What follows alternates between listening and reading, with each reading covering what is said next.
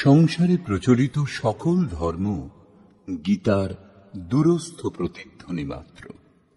ভগবান মহাবীর, ভগবান গৌতম বুদ্ধ, গুরু নানক, সন্ত কবীর প্রমুখের শ্রদ্ধাপূর্ণ তপ সিদ্ধান্তগুলির উচ্চতম অভিব্যক্তি গীতা শাস্ত্র। গীতার দিব্যবাণী আপনাদের সকলের আত্মদর্শনের জন্য প্রস্তুত করা হয়েছে।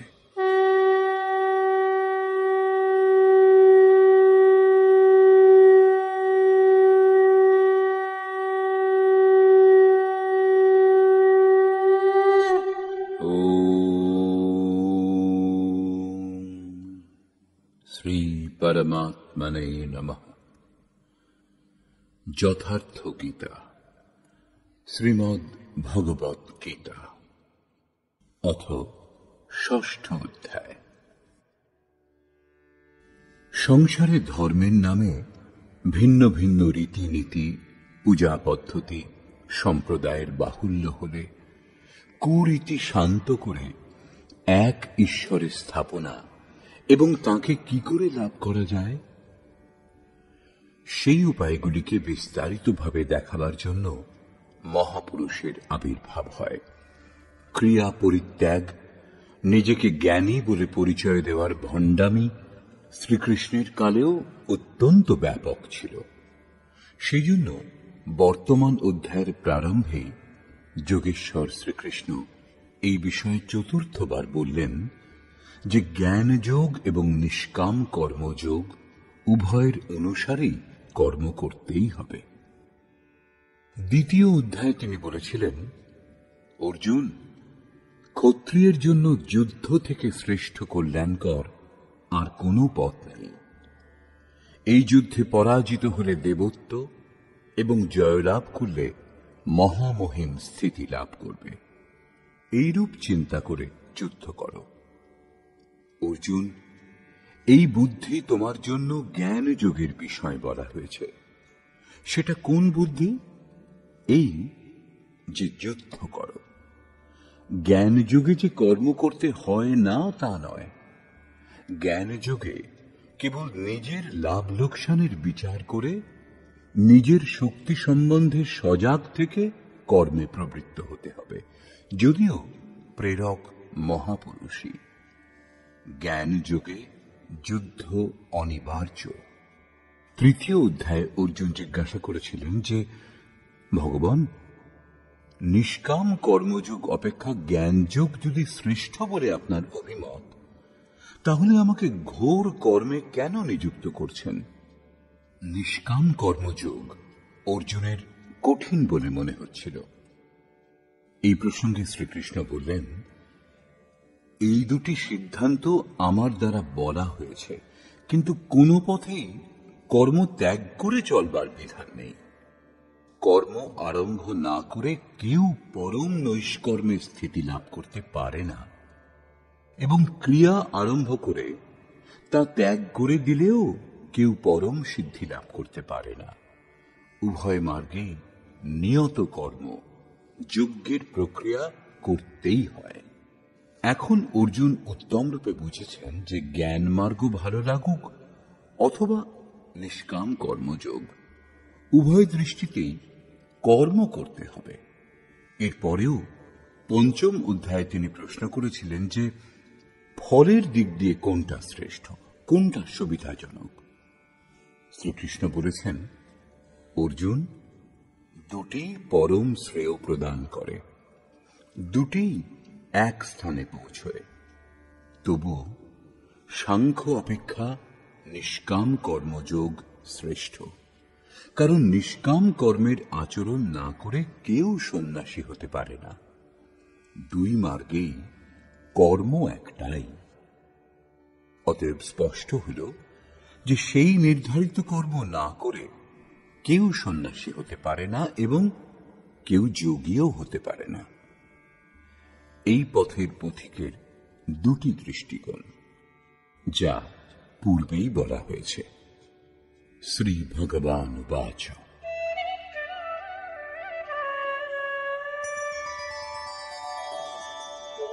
अनाश्रितः कर्मफलम् कार्यं कर्म करोति यः स सन्न्यासी च योगी च न निरग्निर्न चाक्रियः। শ্রীকৃষ্ণ মহারাজ বললেন, অর্জুন, কর্মফলের আশ্রয় না করে, অর্থাৎ যিনি কর্ম করবার সময় কোনো প্রকার কামনা করেন না, কার্যম কর্ম, করণীয় প্রক্রিয়া বিশেষের অনুষ্ঠান করেন, তিনি সন্ন্যাসী, তিনি যোগী। যিনি কেবল অগ্নি ত্যাগ করেছেন এবং ক্রিয়া ত্যাগ করেছেন, তিনি সন্ন্যাসী বা যোগী নন। ক্রিয়ার সংখ্যা অনেক, তার মধ্যে থেকে কার্যম কর্ম, করবার যোগ্য ক্রিয়া, নিয়ত কর্ম, নির্ধারিত কোনো বিশেষ ক্রিয়া আছে, তা হল যজ্ঞের প্রক্রিয়া, যার শুদ্ধ অর্থ হল আরাধনা, যা আরাধ্য দেব লাভ করবার বিধি বিশেষ, তাকে কার্যরূপ দেওয়া কর্ম। যিনি এই কর্মের অনুষ্ঠান করেন, তিনি সন্ন্যাসী, তিনি যোগী। যারা অগ্নিত্যাগী বলে যে আমরা অগ্নি স্পর্শ করি না, অথবা কর্মত্যাগী বলে যে আমাদের কর্ম করবার দরকার নেই, আমরা আত্মজ্ঞানী। কর্ম আরম্ভ না করে যারা এরূপ বলে, করণীয় ক্রিয়া বিশেষের আচরণ করে না, তারা সন্ন্যাসীও নয়, যোগীও নয়। এই প্রসঙ্গে আরো বলছেন,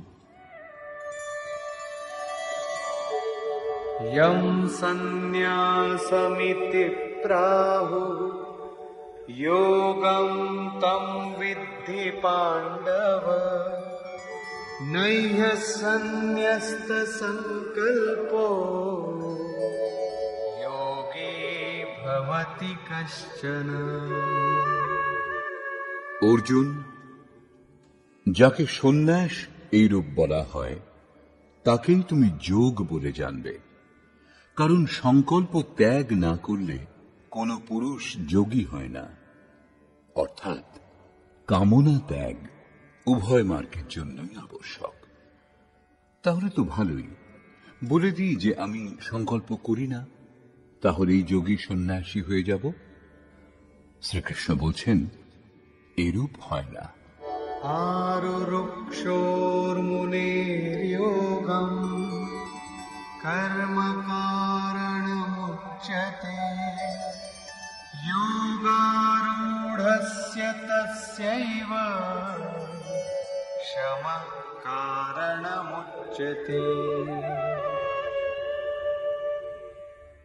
যোগে আরোহণ করতে ইচ্ছুক মননশীল পুরুষের জন্য যোগের প্রাপ্তির জন্য কর্মানুষ্ঠানই সাধন, এবং যোগের অনুষ্ঠান করতে করতে যখন তা পরিণাম দেওয়ার স্থিতিতে আসে, সেই যোগারূঢ়ত্বে সমঃ কারণমুচ্যতে, সকল সংকল্পের অভাবই কারণ।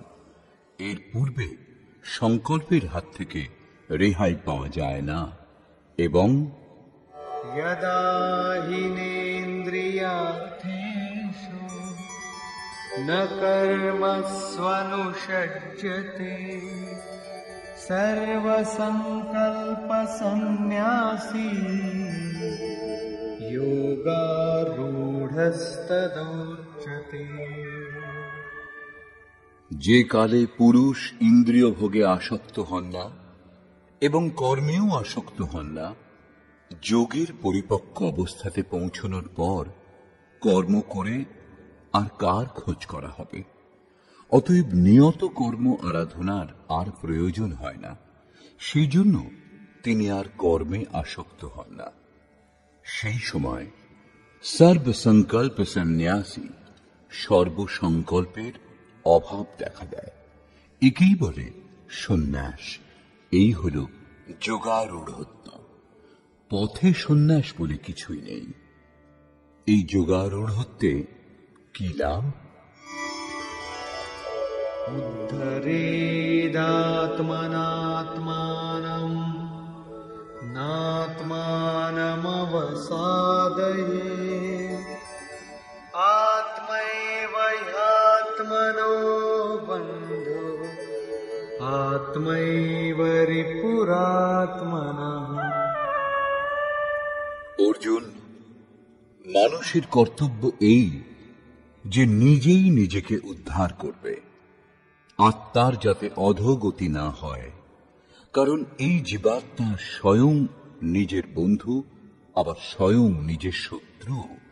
কখন শত্রু হয় আর কখন মিত্র হয়, এই প্রসঙ্গে বলছেন, बन्धुरात्मात्मनस्तस्य येनात्मैवात्मना जितः अनात्मनस्तु शत्रुत्वे वर्तेतात्मैव शत्रुवत्। যে জীবাত্মা দ্বারা মন এবং দেহেন্দ্রিয়াদি জয় করা হয়েছে, তার জন্য তারই জীবাত্মা বন্ধু, এবং যার দ্বারা মন, ইন্দ্রিয় সমূহ এবং দেহ জয় করা হয়নি, তার জন্য শত্রু সে স্বয়ং। এই দুটি শ্লোকে শ্রীকৃষ্ণ একটা কথাই বললেন যে নিজের আত্মাকে নিজেই উদ্ধার করুন, তাকে অধোগতিতে নিয়ে যাবেন না, কারণ আত্মাই বন্ধু। এই সৃষ্টিতে অন্য কেউ শত্রু বা বন্ধু নয়। কি রূপে? যিনি মন ও ইন্দ্রিয় সমূহ জয় করেছেন, তার জন্য তার আত্মাই বন্ধুর মতো ব্যবহার করে, পরম কল্যাণকর হয়। এবং যিনি মন ও ইন্দ্রিয় সমূহ জয় করেননি, তার জন্য তার আত্মাই শত্রুর মতো ব্যবহার করে, নীচ যোনি এবং যাতনার দিকে নিয়ে যায়। প্রায় লোকে বলে, আমি তো আত্মা। গীতা শাস্ত্রে বলেছে, একে শস্ত্র ছেদন করতে পারে না, অগ্নি দাহ করতে পারে না, বায়ু শুষ্ক করতে পারে না। আত্মা নিত্য অমৃত স্বরূপ, শাশ্বত, অপরিবর্তনশীল, এবং সেই আত্মা আমাতেই বিদ্যমান। তারা গীতা শাস্ত্রের এই পংক্তিগুলি লক্ষ্য করে না যে আত্মা অধোগতিতেও যায়, আত্মার উদ্ধারও হয়, যার জন্য কার্যম কর্ম, করণীয় প্রক্রিয়ার আচরণ করলেই উপলব্ধি হয়, এই কথা বলা হয়েছে। এখন দেখা যাক অনুকূল আত্মার লক্ষণ কি।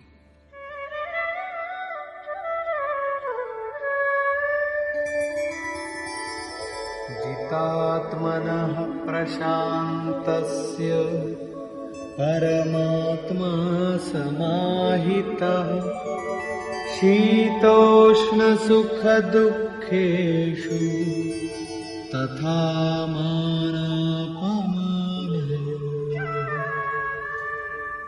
শীত ও উষ্ণে, সুখ ও দুঃখে এবং মান ও অপমানে যার অন্তঃকরণের বৃত্তিসমূহ শান্ত, এইরূপ স্বাধীন আত্মা যার, তার মধ্যে পরমাত্মা সদা স্থিত, কখনো পৃথক হন না। জিতাত্মা অর্থাৎ যিনি মন ও ইন্দ্রিয় সমূহ জয় করেছেন, যার বৃত্তি পরম শান্তিতে প্রবাহিত, একেই আত্মার উদ্ধারের অবস্থা বলে। আরো বললেন, ज्ञान विज्ञान तृप्तात्मा कूटस्थो विजितेन्द्रियः युक्त इत्युच्यते योगी समलोष्टाश्मकाञ्चनः। যার অন্তঃকরণ জ্ঞান ও বিজ্ঞানে তৃপ্ত, যার স্থিতি অচল, স্থির এবং নির্বিকার, যিনি বিশেষ রূপে ইন্দ্রিয় সমূহ জয় করেছেন, যার দৃষ্টিতে মাটি, পাথর ও সোনা এক, এইরূপ যোগীকে যুক্ত বলা হয়।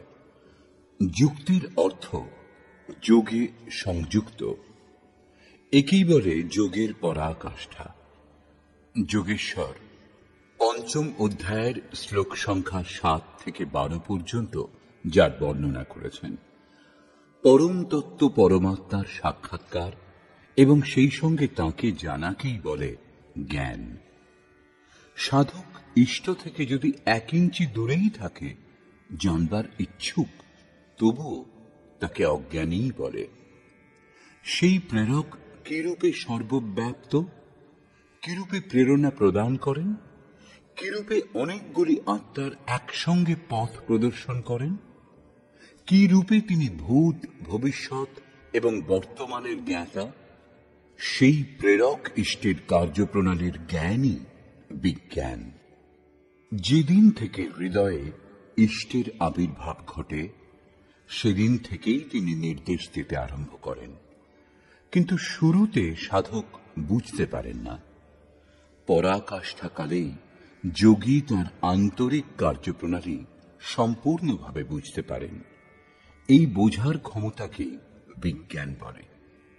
যোগারূঢ় অথবা যুক্ত পুরুষের অন্তঃকরণ জ্ঞান বিজ্ঞানে তৃপ্ত থাকে। এইরূপ যোগযুক্ত পুরুষের স্থিতির নিরূপণ করে যোগেশ্বর শ্রীকৃষ্ণ পুনরায় বললেন,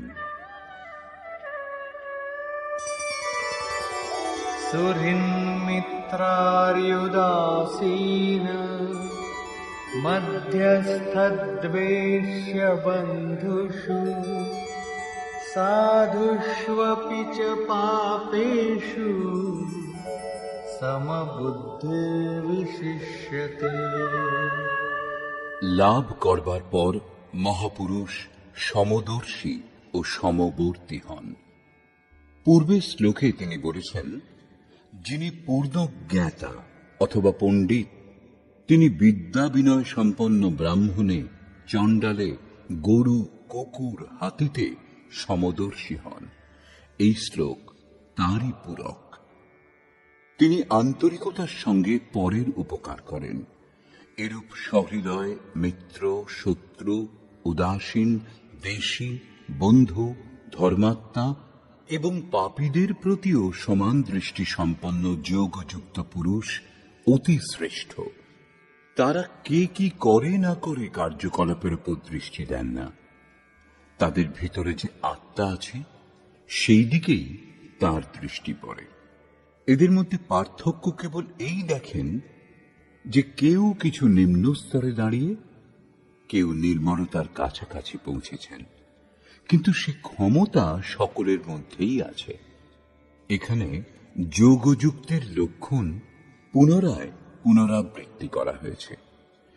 কিভাবে যোগযুক্ত অবস্থা লাভ করা যায়, কিভাবে যজ্ঞ করা হয়, যজ্ঞস্থলে কিভাবে প্রস্তুত হবে, আসন কেমন হবে, কি রূপে আসনে উপবেশন করা হবে, যজ্ঞকর্তা দ্বারা যে নিয়মগুলি পালন করা হবে, আহার বিহার, শয়ন জাগরণে সংযম এবং কর্মচেষ্টা কিভাবে সম্পাদন হবে, এই বিন্দুগুলির ওপর যোগেশ্বর শ্রীকৃষ্ণ এর পরের 5টি শ্লোকে আলোকপাত করেছেন। আপনিও যাতে সেই যজ্ঞ সম্পন্ন করতে সমর্থ হন। 3য় অধ্যায়ে তিনি যজ্ঞের নাম নিয়ে বলেছেন যে যজ্ঞের প্রক্রিয়াই সেই নিয়ত কর্ম। 4র্থ অধ্যায়ে তিনি যজ্ঞের স্বরূপ বিস্তারপূর্বক বলেছেন, যাতে প্রাণের অপানে আহুতি, অপানের প্রাণে আহুতি, প্রাণ অপানের গতি রোধ করে মনকে নিরুদ্ধ করা হয়। যজ্ঞের শুদ্ধ অর্থ আরাধনা এবং আরাধ্য দেব পর্যন্ত যে প্রক্রিয়ার দ্বারা পৌঁছানো যায়, সেই বিষয়ে 5ম অধ্যায়েও বলা হয়েছে। কিন্তু তার জন্য ভূমি, আসন, করবার বিধি ইত্যাদি সম্বন্ধে বলা বাকি ছিল। তারই উপর যোগেশ্বর শ্রীকৃষ্ণ এখানে আলোকপাত করছেন। योगी युञ्जीत सततम् आत्मानं रहसि स्थितः एकाकीयत चित्तात्मा निराशीर परिग्रह। চিত্ত জয় করবার জন্য প্রযত্নশীল যোগী মন, ইন্দ্রিয় সমূহ এবং দেহ সংযত করে বাসনা ও সংগ্রহ রহিত হয়ে নির্জন স্থানে একাকী চিত্তকে আত্মোপলব্ধি করবার যোগক্রিয়াতে নিযুক্ত করবেন। তার জন্য কেমন স্থান হওয়া দরকার? আসন কিরূপ হবে? शुचौ देशे प्रतिष्ठाप्य स्थिरमासनमात्मनः नात्युच्छ्रितं नातिनीचं चैलाजिनकुशोत्तरम्।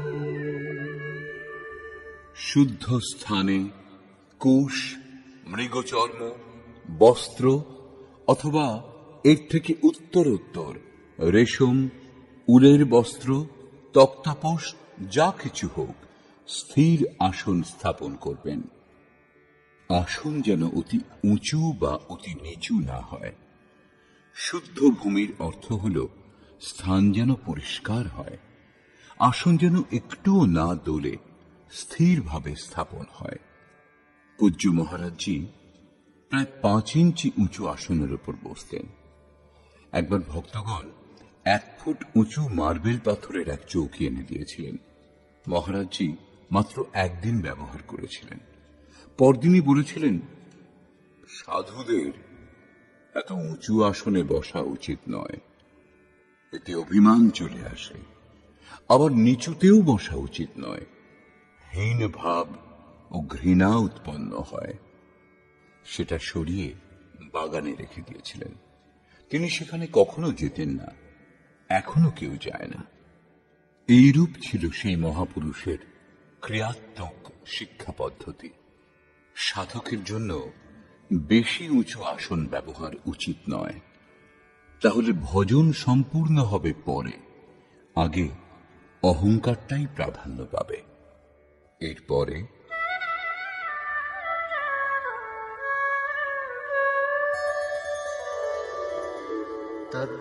तत्रैकाग्रं मनः कृत्वा यतचित्तेन्द्रियक्रियः उपविश्यासने युञ्जात् योगमात्मविशुद्धये।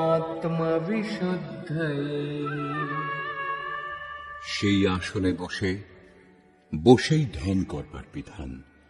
মনকে একাগ্র করে চিত্ত এবং ইন্দ্রিয় সমূহের কার্য সংযমপূর্বক অন্তঃকরণ শুদ্ধির জন্য যোগাভ্যাস করবেন। কিভাবে উপবেশন করা হবে তাও বলছেন। समं कायशिरो ग्रीवं धारयन्नचलं स्थिरः सम्प्रेक्ष्य नासिकाग्रं स्वं दिशश्चानवलोकयन्।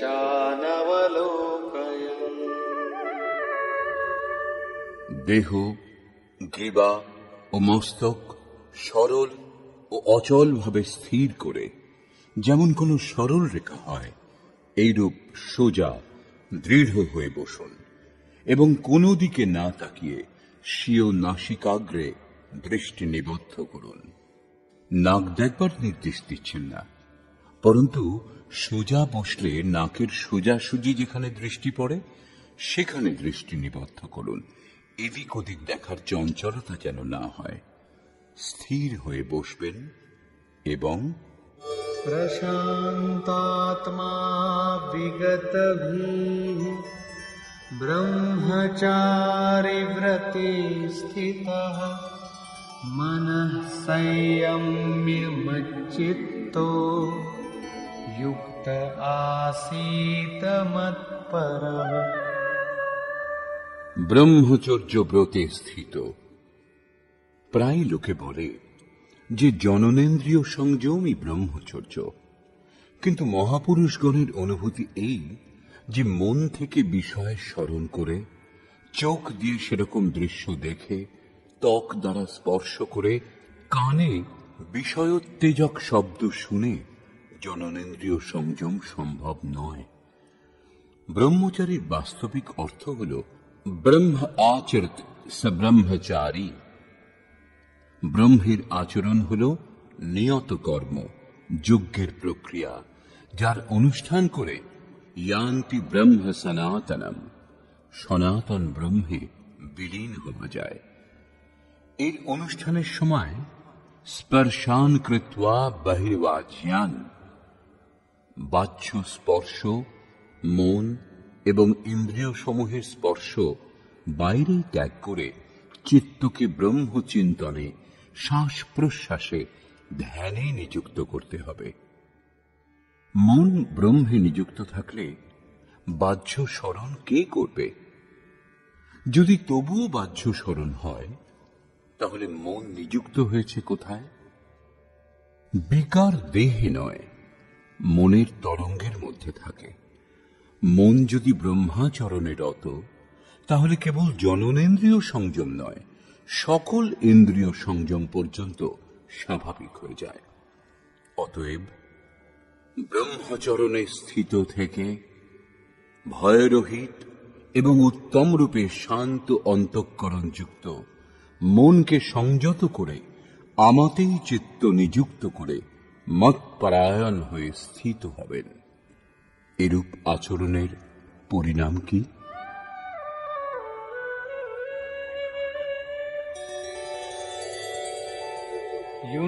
युञ्जन्नेवं सदात्मानं योगी नियतमानसः शान्तिं निर्वाणपरमा मत्संस्थामधिगच्छति। এইরূপ নিজেকে নিরন্তর সেই চিন্তনে নিযুক্ত করে যোগী সংযতভাবে মন সমাহিত করে আমার স্থিতিরূপ পরাকাষ্ঠাযুক্ত শান্তিপ্রাপ্ত হন। সেই জন্য নিজেকে নিরন্তর কর্মে নিযুক্ত করুন। এই প্রশ্নটি এখানে সম্পূর্ণ হল। এর পরের দুটি শ্লোকে তিনি বলছেন, পরমানন্দযুক্ত শান্তির জন্য শারীরিক সংযম, যুক্তাহার, বিহারও আবশ্যক। नात्यश्नतस्तु योगोऽस्ति न चैकान्तमनश्नतः न चाति स्वप्नशीलस्य जाग्रतो नैव चार्जुन। অর্জুন, এই যোগ অতি ভোজীর সিদ্ধ হয় না এবং একান্ত অনাহারীরও সিদ্ধ হয় না, অত্যন্ত নিদ্রালুর এবং অতি অনিদ্রা অভ্যাসীরও সিদ্ধ হয় না। তাহলে কার সিদ্ধ হয়? युक्ताहार विहारस्य युक्तचेष्टस्य कर्मसु युक्तस्वप्नावबोधस्य योगो भवति दुःखः। দুঃখের নাশক এই যোগ তার পূর্ণ হয় যিনি পরিমিত আহার বিহার করেন, কর্মে পরিমিত চেষ্টা করেন এবং যার নিদ্রা ও জাগরণ সন্তুলিত। অধিক ভোজনে আলস্য, নিদ্রা এবং প্রমাদ ঘিরে ধরে, তখন সাধনা ব্যাহত হয়। আহার ত্যাগ করলেও ইন্দ্রিয় সমূহ দুর্বল হয়ে যায়, অচল স্থির হয়ে বসবার ক্ষমতা থাকে না। পূজ্য মহারাজজি বলতেন, যতটা খোরাক তার থেকে একটা দুটো রুটি কম খাওয়া উচিত। বিহার অর্থাৎ সাধনের অনুকূল বিচরণ, অল্প পরিশ্রম করা উচিত। কোনো কাজ খুঁজে নিতে হয়, অন্যথা রক্ত সঞ্চার শিথিল হয়ে যাবে, যার ফলে রোগ ব্যাধির শিকার হবে। আয়ু, নিদ্রা ও জাগরণ, আহার ও অভ্যাসে কম বেশি হয়। মহারাজজি বলতেন, যোগীদের 4 ঘন্টা শয়ন করা উচিত এবং সব সময় স্মরণ মনন করা উচিত। যে বৃথা জাগরণ করে সে শীঘ্রই পাগল হয়ে যায়। কর্মে পরিমিত চেষ্টা হওয়া দরকার, অর্থাৎ নিয়ত কর্ম আরাধনার অনুরূপ নিরন্তর প্রযত্নশীল হওয়া দরকার। বাহ্য বিষয়গুলি স্মরণ না করে সর্বদা তাতেই যিনি নিযুক্ত তাঁরই যোগে সিদ্ধি লাভ হয়। সঙ্গে সঙ্গে यदा विनियतं चित्तम् आत्मन्येवावतिष्ठते निःस्पृहः सर्वकामेभ्यो युक्त इत्युच्यते तदा। এই প্রকার যোগের অভ্যাস দ্বারা বিশেষ রূপে সংযত চিত্ত যে কালে পরমাত্মাতে উত্তম রূপে স্থিত হন, প্রায় বিলীন হয়ে যান, সেই কালে কামনা থেকে মুক্ত পুরুষকে যোগযুক্ত বলা হয়। এখন বিশেষ রূপে বিজিত চিত্তের লক্ষণ কি?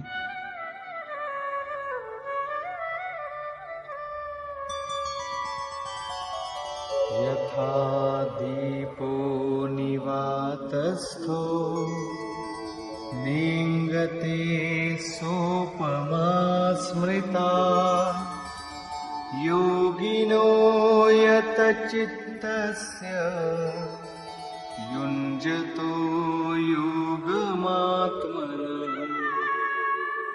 বায়ুশূন্য স্থানে অবস্থিত দীপ শিখা যেমন কম্পিত হয় না, শিখা ঊর্ধ্বমুখী হয়, তাতে কম্পন হয় না, সেই উপমা দেওয়া হয়েছে পরমাত্মার ধ্যানে প্রবৃত্ত চিত্তজয়ী যোগীর সঙ্গে। প্রদীপ তার উদাহরণ মাত্র। বর্তমান সময়ে প্রদীপের প্রচলন কমে গেছে। বায়ুতে বেগ না থাকলে ধূপকাঠির ধোঁয়া সোজা উপরের দিকে যায়। এটা যোগীর বিজিত চিত্তের একটা উদাহরণ মাত্র। এখন যদিও চিত্ত জয় করা হয়েছে, তবু নিরুদ্ধ চিত্তের বিলয় তো হয়নি। যখন এই নিরুদ্ধ চিত্তেরও বিলয় হয়, তখন কি বিভূতি লাভ হয়? শুনুন।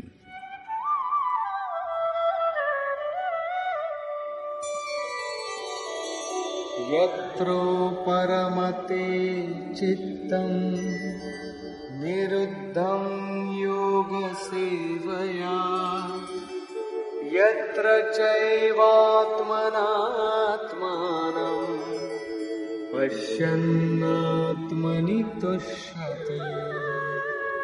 যে অবস্থায় যোগাভ্যাসের দ্বারা অভ্যাস না করলে কখনো নিরুদ্ধ হবে না, অতএব যোগাভ্যাস দ্বারা নিরুদ্ধ চিত্তেরও নিবৃত্তি হয়, বিলীন হয়ে যায়, শেষ হয়ে যায়। সেই অবস্থায় আত্মনা, স্বীয় আত্মার দ্বারা আত্মানম, পরমাত্মার দর্শন করে আত্মনি এবা, স্বীয় আত্মাতে সন্তুষ্ট হয়। কারণ প্রাপ্তিকালে পরমাত্মার সাক্ষাৎকার হয়, কিন্তু পরক্ষণেই তিনি নিজের আত্মাকে সেই শাশ্বত ঈশ্বরীয় বিভূতিগুলিতে ওতপ্রোত দেখেন। ব্রহ্ম যেমন অজর, অমর, শাশ্বত, অব্যক্ত এবং অমৃত স্বরূপ, তেমনি আত্মাও অজর, অমর, শাশ্বত, অব্যক্ত ও অমৃত স্বরূপ আছে, কিন্তু তবুও সেই আত্মা অচিন্ত। যতক্ষণ চিত্ত এবং চিত্তের তরঙ্গ বিদ্যমান, ততক্ষণ আপনার উপভোগের জন্য নয়। নিরুদ্ধ চিত্ত এবং নিরুদ্ধ চিত্তেরও বিলুপ্তিকালে পরমাত্মার সাক্ষাৎকার হয় এবং দর্শনের পরেই সেই ঈশ্বরীয় গুণধর্মে যোগী নিজেকে যুক্ত দেখেন। সেই জন্য তিনি নিজের আত্মাতেই সন্তুষ্ট হন। এই তার স্বরূপ, এই হল পরাকাষ্ঠা। এরই পূরক এর পরের শ্লোকটি। सुखमात्यन्तिकं यत्तद् बुद्धिग्राह्यमतीन्द्रियं वेत्ति यत्र न चैवायं स्थितश्चलति तत्त्वतः। এবং ইন্দ্রিয় সমূহের অতীত কেবল শুদ্ধ সূক্ষ্ম বুদ্ধি দ্বারা গ্রহণযোগ্য যে অসীম আনন্দ আছে, তা যে অবস্থায় অনুভব করেন এবং যে অবস্থায় স্থিত হয়ে এই যোগী ভগবৎ স্বরূপকে তত্ত্ব সহিত জেনে বিচলিত হন না, সর্বদা তাতে প্রতিষ্ঠিত থাকেন। এবং यं लब्ध्वा चापरं लाभं मन्यते नाधिकं ततः यस्मिन् स्थितो न दुःखेन गुरुणापि विचाल्यते। পরমেশ্বরের প্রাপ্তিরূপ যে লাভ, পরাকাষ্ঠার শান্তি লাভ করে যোগী অন্য লাভ তদপেক্ষা অধিক মনে করেন না, এবং ভগবৎ প্রাপ্তিরূপ যে অবস্থায় স্থিত যোগী মহা দুঃখেও বিচলিত হন না, কারণ তার দুঃখ বোধ হয় না, কারণ যে চিত্ত বোধ করত তা বিলীন হয়ে গেছে। এই রূপ तं विद्या दुःख संयोग वियोगं योग संगीतं स निश्चयेन योक्तव्यो योगो निर्विण्ण चेतसा। যা সংসারের সংযোগ ও বিয়োগ থেকে রহিত, তার নাম যোগ। সে সুখ আত্যন্তিক, তার মিলনকে যোগ বলে। যাকে পরম তত্ত্ব পরমাত্মা বলা হয়, তার মিলনকে যোগ বলে। সেই যোগের অভ্যাস স্থির হয়ে নিশ্চয়পূর্বক করা কর্তব্য। যিনি ধৈর্য ধারণ করে রত থাকেন, তিনি যোগে সফল হন।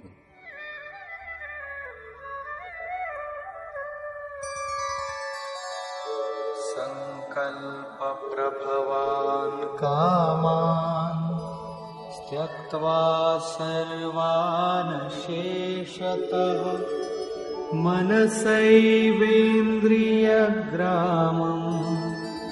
विनियम्य समन्ततः।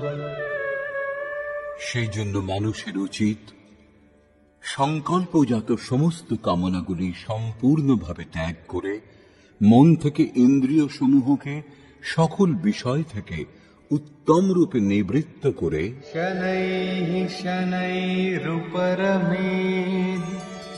बुद्ध्या धृतिगृहीतया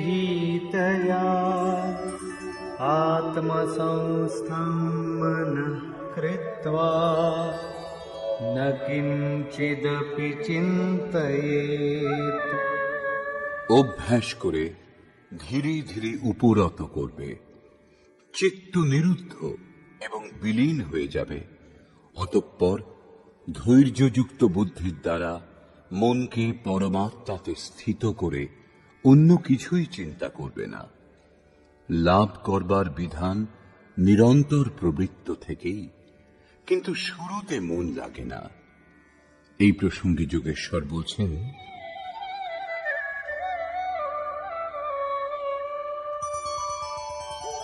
यतो यतो निश्चरति मनश्चञ्चलमस्थिरम् ततस्ततो नियम्यैतद् आत्मन्येव वशं नयेत्। এই অস্থির ও চঞ্চল মন যে যে কারণে সাংসারিক পদার্থে ধাবিত হয়, সেই সেই বিষয় থেকে নিবৃত্ত করে বারবার অন্তরাত্মাতেই নিরুদ্ধ করবেন। প্রায় লোকে বলে যে মন যেখানে যেতে চায় যেতে দাও, প্রকৃতির মধ্যেই কোথাও যাবে, এবং প্রকৃতিও ব্রহ্মের অন্তর্গত। প্রকৃতিতে বিচরণ করা ব্রহ্মের বাইরে নয়। কিন্তু শ্রীকৃষ্ণের অনুসারে এটা ভুল। গীতায় এই সমস্ত মান্যতাগুলির কোনো স্থান নেই। শ্রীকৃষ্ণ বলছেন, মন যে যে বিষয়ে ধাবিত হয়, যে মাধ্যমে যায়, সেই মাধ্যমকেই সংযত করে পরমাত্মাতে নিযুক্ত করবেন। মনকে নিরুদ্ধ করা সম্ভব। এই নিরুদ্ধের পরিণাম কি?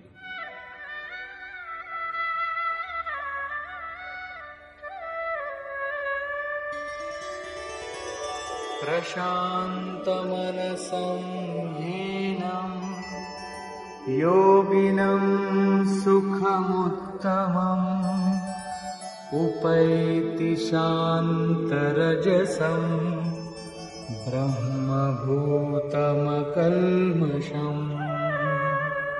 যার মন পূর্ণরূপে শান্ত, যিনি পাপমুক্ত, যার রজোগুণ শান্ত হয়ে গেছে, ব্রহ্মের সঙ্গে একীভূত, এরূপ যোগী সর্বোত্তম আনন্দ লাভ করেন, যার থেকে শ্রেষ্ঠ কিছুই নেই।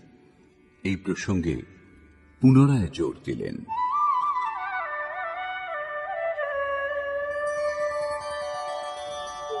युञ्जन्नेवं सदात्मानं योगी विगतकल्मषः सुखेन ब्रह्म संस्पर्शम् अत्यन्तं सुखमश्नुते।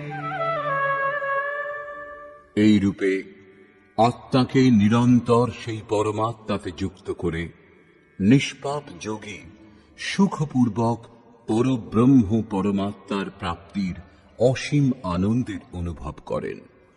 তিনি ব্রহ্ম সংস্পর্শ অর্থাৎ ব্রহ্মের স্পর্শ এবং তাতে স্থিত হওয়ার সঙ্গে অসীম আনন্দের অনুভব করেন। অতএব ভজন অনিবার্য। এই প্রসঙ্গে আরো বলছেন,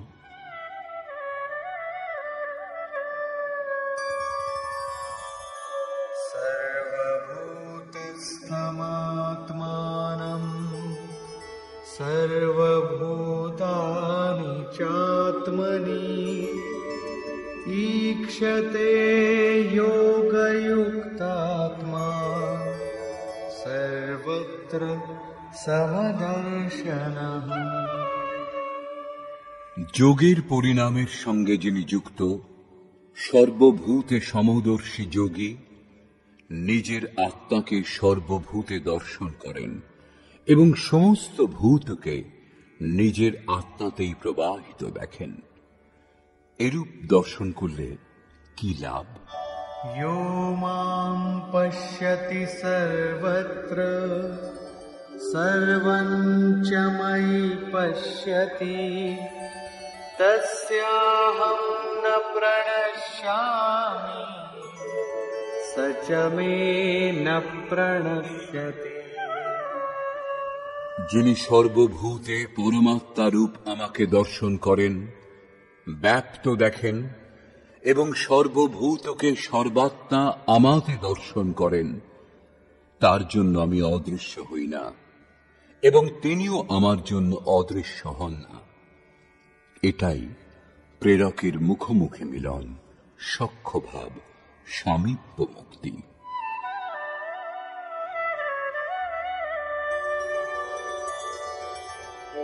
सर्वभूतस्थितं यो मां भजत्येकत्वमास्थितः सर्वथा वर्तमानोऽपि स योगी मयि वर्तते। যিনি বহুর মধ্যে উপরোক্ত একত্বভাবে আমাকে ভজনা করেন, তিনি সর্বপ্রকারের কার্যে নিযুক্ত থেকেও আমাতেই অবস্থিতি করেন, কারণ আমি ব্যতীত তার জন্য আর কেউ নেই, তার সব কিছু বিলীন হয়ে গেছে। সেই জন্য এখন তিনি ওঠা বসা যা কিছু করেন আমার সংকল্পেই করেন।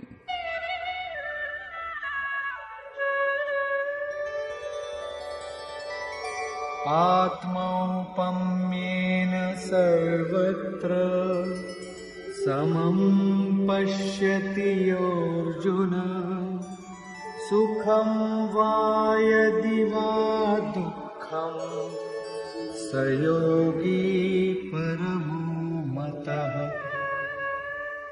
হে অর্জুন, যিনি নিজের সমান সর্বভূতকে দেখেন, সকল ভূতের সুখ ও দুঃখকে নিজের সুখ ও দুঃখের ন্যায় অনুভব করেন, তিনি, যার ভেদভাব সমাপ্ত হয়ে গেছে, সর্বশ্রেষ্ঠ যোগী। প্রশ্নটি সম্পূর্ণ হল। এই প্রসঙ্গে অর্জুন জিজ্ঞাসা করলেন, অর্জুন উবাচ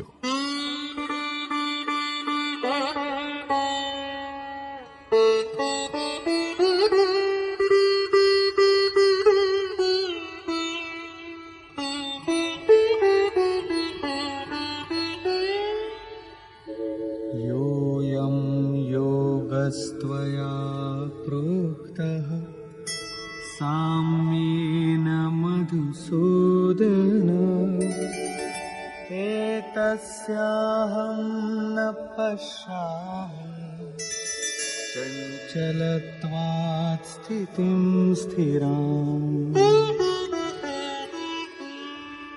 হে মধুসূদন, যে যোগ আপনি ব্যাখ্যা করলেন যাতে সমদর্শী হওয়া যায়, মন চঞ্চল, এই কারণে দীর্ঘকাল স্থায়ী স্থিতিতে আমি নিজেকে দেখছি না।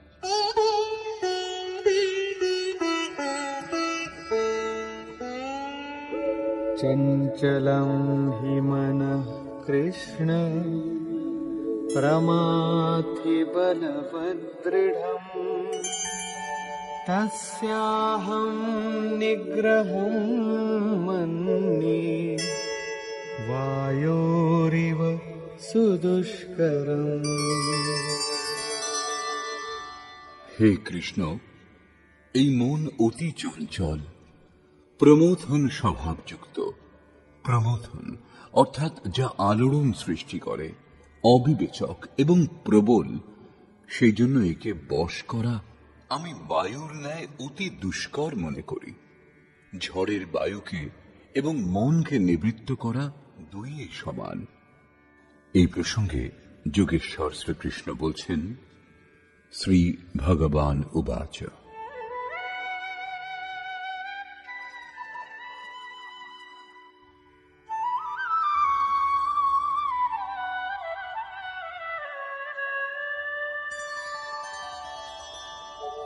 असंशयं महाबाहो मनो दुर्निग्रहं चलम् अभ्यासेन तु कौन्तेय वैराग्येण च गृह्यते।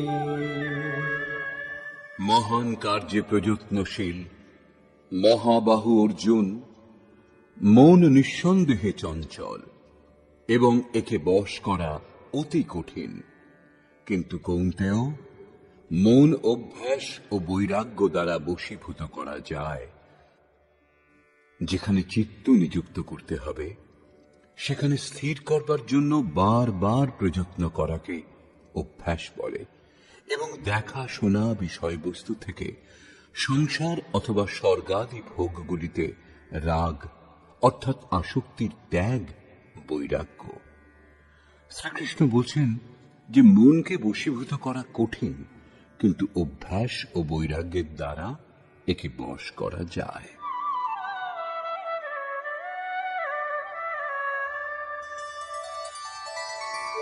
असंयतात्मना योगो दुष्प्राप इति मे मतिः वश्यात्मना तु यतता शक्यो वाप्तुमुपायतः। অর্জুন, যে পুরুষ মনকে বশ করেনি তার পক্ষে যোগ দুষ্প্রাপ্য, কিন্তু যার মন সবশ, সেই প্রযত্নশীল পুরুষ যোগ লাভ করতে পারেন। এই আমার অভিমত। যত কঠিন তুমি মনে করছো তত কঠিন নয়। অতএব একে কঠিন মনে করে ত্যাগ করে দিও না, প্রযত্নপূর্বক এই যোগ লাভ করো, কারণ মন বশীভূত হলেই যোগ সম্ভব। এই প্রসঙ্গে অর্জুন জিজ্ঞাসা করলেন, অর্জুন উবাচ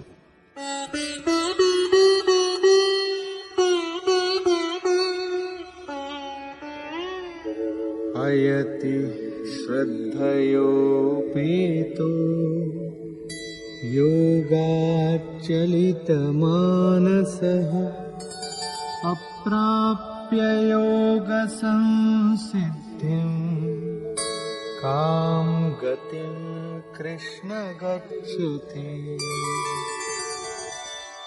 যোগ করতে করতে যদি কোনো ব্যক্তির মন যোগচ্যুত হয়, যদ্যপি তিনি এখনো শ্রদ্ধাবান, তথাপি এরূপ ব্যক্তি ভগবৎ সিদ্ধি লাভ না করে কোন গতি পেয়ে থাকেন?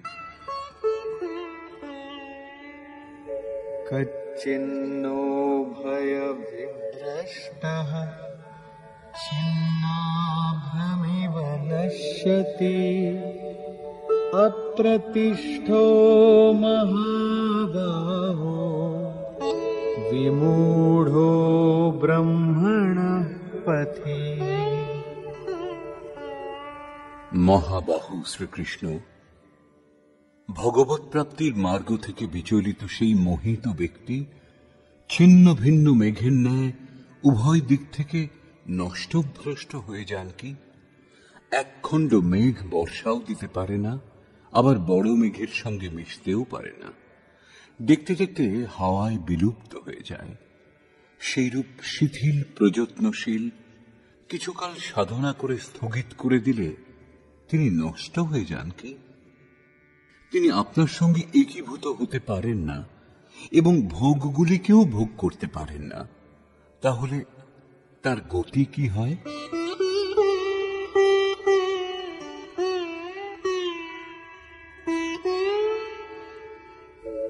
एतन्मे संशयं कृष्ण छेत्तुमर्हस्य शेषतः त्वदन्यः संशयस्यास्य चेत्ता नयुपपद्यते। হে কৃষ্ণ, আমার এই সংশয় সম্পূর্ণরূপে দূর করতে একমাত্র আপনিই সমর্থ। আপনি ভিন্ন অন্য কারো পক্ষে এই সংশয় দূর করা সম্ভব নয়। এই প্রসঙ্গে যোগেশ্বর শ্রীকৃষ্ণ বললেন, শ্রী ভগবান উবাচ।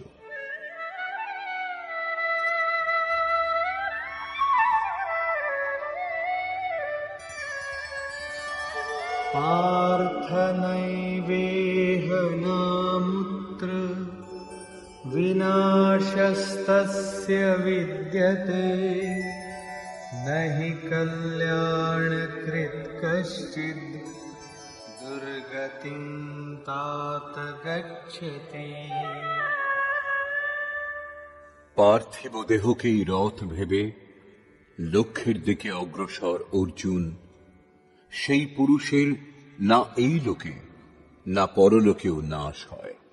কারণ হে বৎস, সেই পরম কল্যাণকর নিয়ত কর্মের আচরণ করেন যিনি, তার কখনো দুর্গতি হয় না। তাহলে তার কি হয়?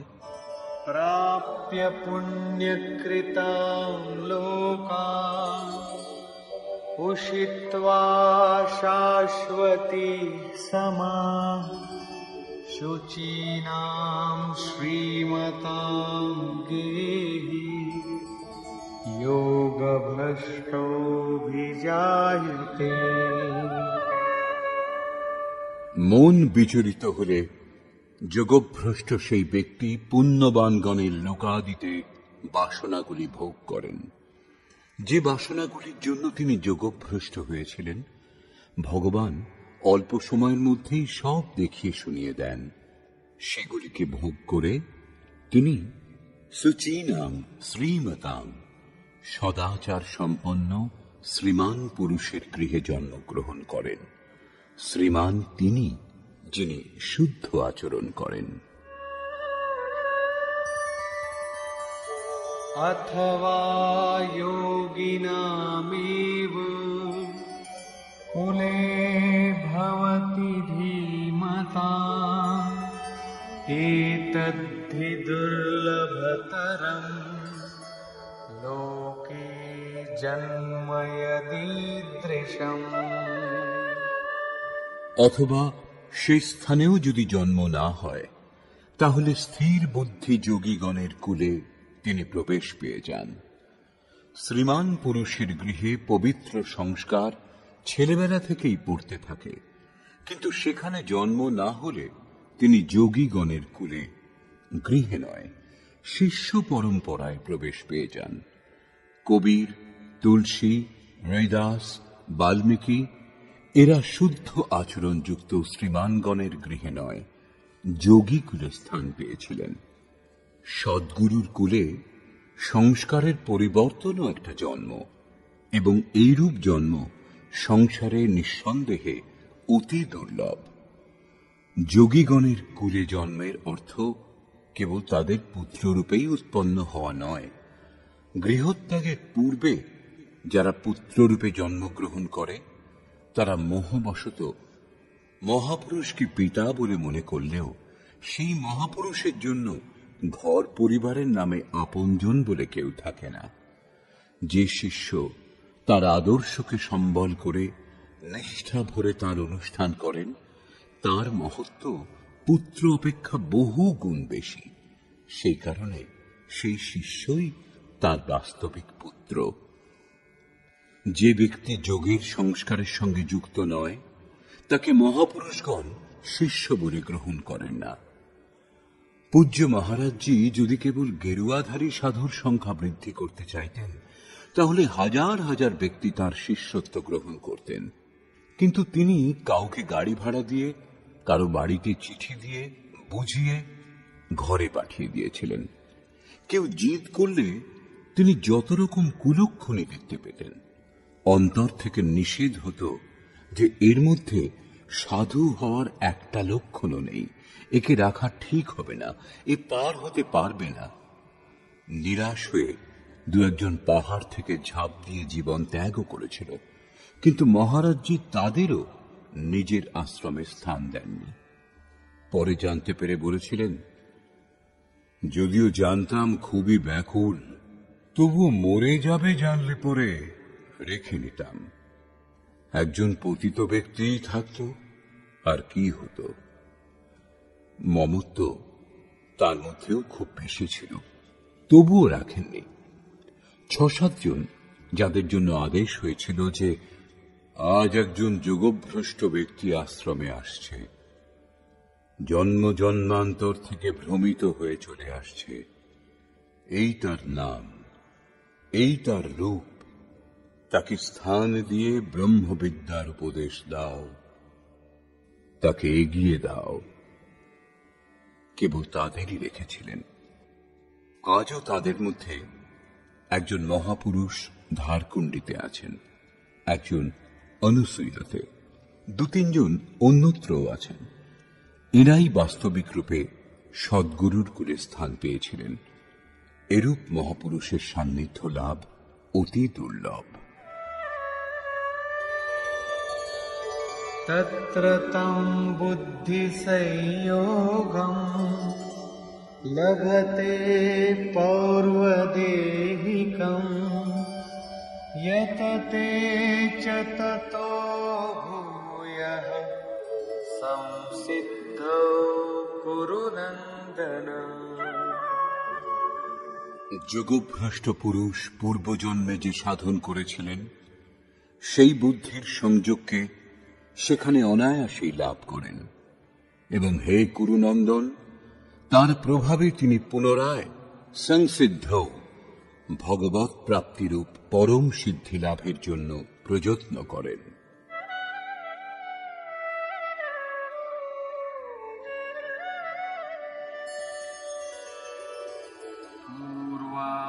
पूर्वाभ्यासेन तेनैव ह्रियते ह्यवशोऽपि सः जिज्ञासुरपि योगस्य शब्द ब्रह्माति वर्तते। শ্রীমানের গৃহে বিষয়ের বশীভূত হয়েও তিনি পূর্বজন্মের সেই অভ্যাস দ্বারা ভগবৎ পথের দিকে আকর্ষিত হন, এবং যোগে শিথিল প্রযত্নশীল সেই জিজ্ঞাসু ও বাণীর বিষয়কে পার করে নির্বাণ পদপ্রাপ্ত হন। এটাই তার প্রাপ্তির উপায়। এক জন্মে কেউ লাভ করেনও না। प्रयत्नाद्यतमानस्तु योगी संशुद्ध किल्बिषः अनेकजन्म संसिद्धः ततो याति परां गतिम्। অনেক জন্ম থেকে প্রযত্নশীল যোগী পরম সিদ্ধি লাভ করেন। যিনি প্রযত্নপূর্বক অভ্যাস করেন তিনি সমস্ত পাপ থেকে মুক্ত হয়ে পরম গতি লাভ করেন। এটাই প্রাপ্তির ক্রম। শিথিল প্রযত্ন দ্বারা যোগের আরম্ভ হয়। মন বিচলিত হয়ে পথভ্রষ্ট হলে পুনরায় জন্মগ্রহণ করতে হয়। পরে সদ্গুরুর কুলে প্রবেশ পাওয়া যায় এবং প্রত্যেক জন্মে অভ্যাসে প্রবৃত্ত থেকে সেখানেই পৌঁছন, যাকে পরম গতি, পরম ধাম বলা হয়। শ্রীকৃষ্ণ বলেছেন যে এই যোগে বীজের নাশ হয় না। আপনি এই পথে শুধু দুপা চলুন, সেই সাধনের কখনো নাশ হবে না। যে কোনো পরিস্থিতিতে পুরুষ এতটা নিশ্চয়ই করতে পারেন, কারণ অল্প সাধন নানা পরিস্থিতিতে ঘিরে থাকে যে ব্যক্তি সেই করতে পারে, কারণ তার সময় নেই। আপনি কালো ফর্সা যাই হন, এই পৃথিবীর যেখানেই আপনি থাকুন না কেন, এই গীতা শাস্ত্র সকলের জন্য, আপনার জন্য। শর্ত এই যে আপনি মানুষ হবেন। উৎকট প্রযত্নশীল যিনি হন, কিন্তু শিথিল প্রযত্নশীল কেবল গৃহস্থই হয়।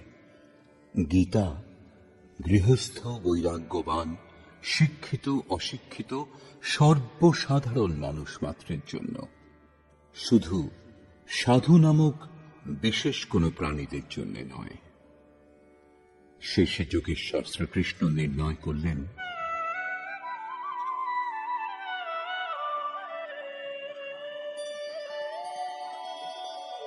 तपस्विभ्योऽधिको योगी ज्ञानिभ्योऽपि मतोऽधिकः कर्मिभ्यश्चाधिको योगी तस्माद् योगी भवार्जुन।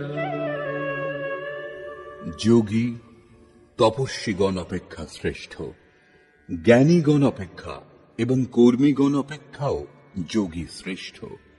অতএব অর্জুন, তুমি যোগী হও।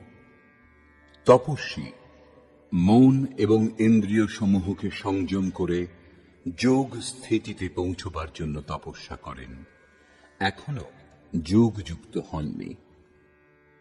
কর্মী কর্মী এই নিয়ত কর্মকে জেনে তাতে প্রবৃত্ত হন। তিনি নিজের সামর্থ্যের বিবেচনা না করেই প্রবৃত্ত হন এবং সমর্পণের ভাব নিয়েও প্রবৃত্ত হন না, কর্ম করেন মাত্র। জ্ঞানী জ্ঞানমার্গী সেই নিয়ত কর্ম, যজ্ঞের প্রক্রিয়া বিশেষ উত্তম রূপে অবগত হয়ে নিজের ক্ষমতা বিবেচনা করে তাতে প্রবৃত্ত হন। তার লাভ লোকসানের দায়িত্ব তার নিজের উপরেই থাকে। যোগী নিষ্কাম কর্মযোগী ইষ্টের উপর নির্ভর করে পূর্ণ সমর্পণের সঙ্গে সেই নিয়ত কর্ম যোগ সাধনাতে প্রবৃত্ত হন। তার যোগক্ষেমের দায়িত্ব স্বয়ং ভগবান এবং যোগেশ্বর বহন করেন। পতনের পরিস্থিতি এলেও তার পতনের ভয় নেই, কারণ যে পরম তত্ত্ব লাভে তিনি ইচ্ছুক, সেই পরম তত্ত্ব তার সব ভার বহন করেন। তপস্বী নিজেকে যোগযুক্ত করবার জন্য প্রযত্নশীল। কর্মী সেই নিয়ত কর্ম জেনেই কর্মে প্রবৃত্ত। উভয়েরই পতনের সম্ভাবনা অধিক, কারণ এদের মধ্যে সমর্পণের ভাব থাকে না এবং নিজের লাভ লোকসান বুঝবার ক্ষমতাও নেই। কিন্তু জ্ঞানী যোগের পরিস্থিতি সম্বন্ধে অবগত, নিজের সামর্থ্য বোঝেন, তার সব ভার তার নিজের উপরই থাকে। কিন্তু নিষ্কাম কর্মযোগী নিজেকে ইষ্টের উপর ছেড়ে দেন, এই ভেবে যে ইষ্টদেবী সব ভার, সব দায়িত্ব নেবেন। পরম কল্যাণের পথে উভয়েই ঠিক চলেন। কিন্তু যার সব ভার ইষ্ট নেন, তিনি এদের সকলের চেয়ে শ্রেষ্ঠ, কারণ প্রভু তাকে গ্রহণ করেছেন। তার লাভ লোকসান সবকিছু প্রভু দেখেন, সেই জন্য যোগী শ্রেষ্ঠ। অতএব অর্জুন, তুমি যোগী হও, সমর্পণের সঙ্গে যোগের আচরণ করো। যোগী শ্রেষ্ঠ, কিন্তু তার থেকেও শ্রেষ্ঠ তিনি, যিনি অন্তর থেকে প্রবৃত্ত হন। এই প্রসঙ্গে বলছেন, योगिनामपि सर्वेषां मद्गतेनान्तरात्मना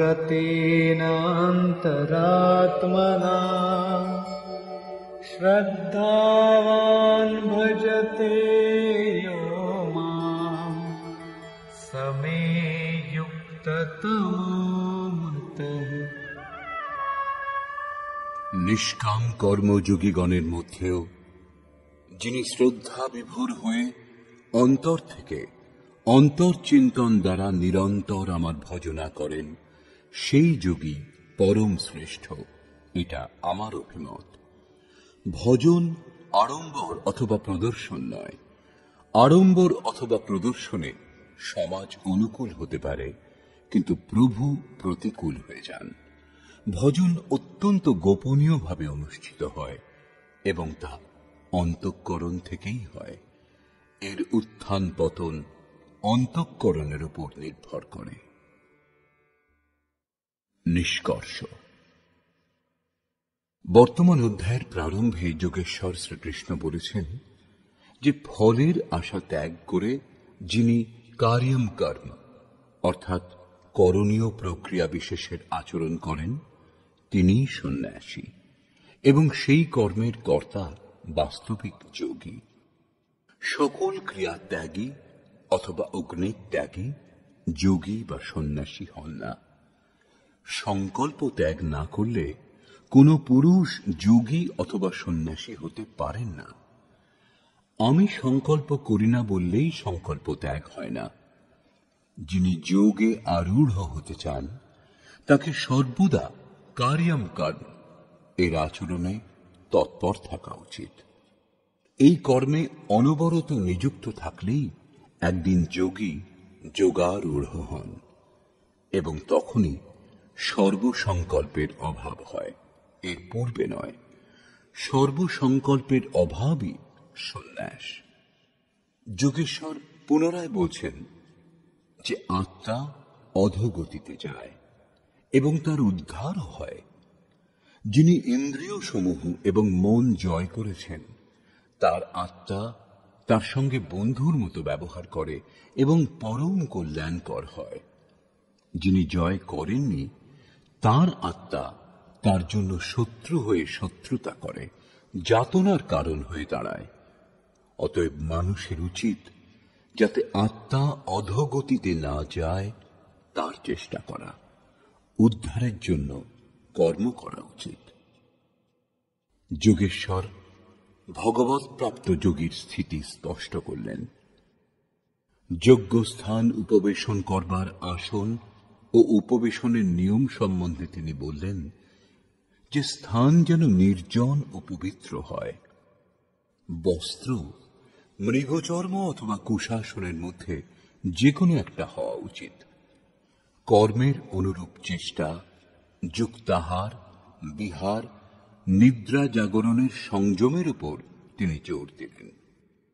যোগীর নিরুদ্ধ চিত্তের উপমা তিনি বায়ুশূন্য স্থানের অকম্পিত প্রদীপ শিখার সঙ্গে দিলেন, এবং এই প্রকার নিরুদ্ধ চিত্ত যখন বিলীন হয়ে যায়, তখন তিনি যোগের পরাকাষ্ঠা অর্থাৎ অসীম আনন্দ লাভ করেন।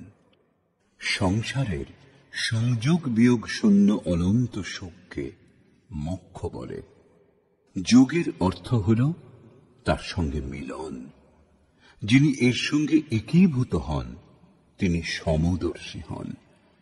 নিজের আত্মা যেরূপ, সেই রূপ সকলের আত্মাকে দেখেন। তিনি পরম পরাকাষ্ঠারূপ শান্তি প্রাপ্ত হন। অতএব যোগ আবশ্যক। মন যেখানেই যাক সেখান থেকেই আকর্ষণ করে বারবার একে নিরুদ্ধ করবার প্রযত্ন করা উচিত। শ্রীকৃষ্ণ স্বীকার করলেন যে মনকে বশীভূত করা কঠিন, কিন্তু একে বশীভূত করা সম্ভব। মন অভ্যাস ও বৈরাগ্য দ্বারা বশীভূত হয়। শিথিল প্রযত্নশীল ব্যক্তিও বহু জন্মের অভ্যাসের পর সেখানেই পৌঁছন যাকে পরম গতি অথবা পরম ধাম বলে। তপস্বীগণ, জ্ঞানমার্গী এবং কর্মীগণ অপেক্ষা যোগী শ্রেষ্ঠ। সেই জন্য অর্জুন, তুমি যোগী হও।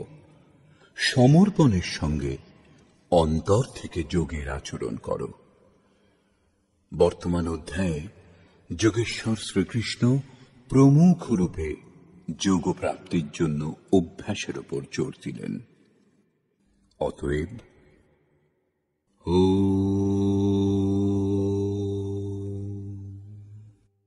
এইরূপ শ্রীমদ্ ভগবৎ গীতারূপী উপনিষদ এবং ব্রহ্মবিদ্যা তথা যোগশাস্ত্র বিষয়ক শ্রীকৃষ্ণ ও অর্জুনের সংবাদে অভ্যাস যোগ নামক ৬ষ্ঠ অধ্যায় পূর্ণ হল।